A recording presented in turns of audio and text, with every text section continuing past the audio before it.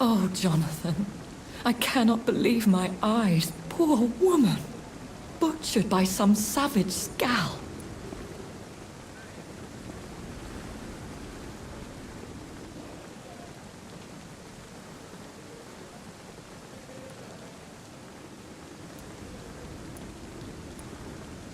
Yes, and I'm afraid I'm at least partially responsible.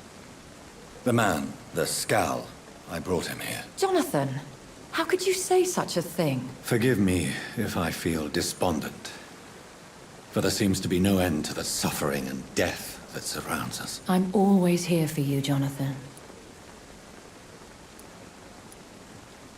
What do you know of Ascalon? I was threatened by a creature, a vampire in Whitechapel, stating I had to obey the law of conduct. What more can you tell me about him? He was bigger than a man.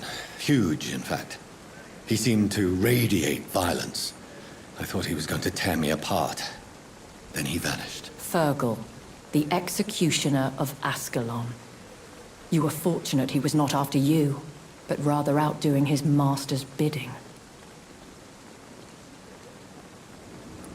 What is Ascalon? The Ascalon Club are the most powerful vampires in Britain and exert tremendous influence. Take my advice and stay well away. Have you embraced this woman, like the other patient, this Mr. Renfield? Her name was Amelia. And no, I did not kill her. I vowed a very long time ago that I would never take another life, unless they ask.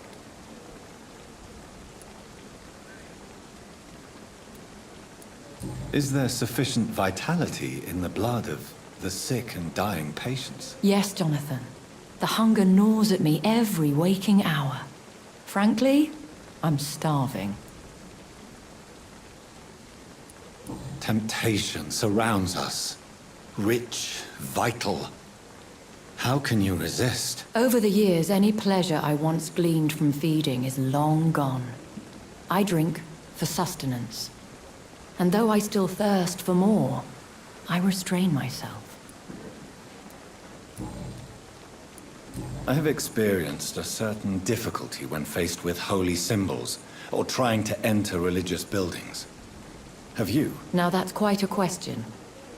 I don't know why, but yes, it has happened to me. Is this a sign? A hand of God in action? Are we repellent unto heaven? I don't have the answers, Jonathan. But I believe superstition and magic is just fact awaiting the lens of science. Aren't you frightened? Very little scares me, my dear. To be compelled to avoid symbols of faith does not concern me.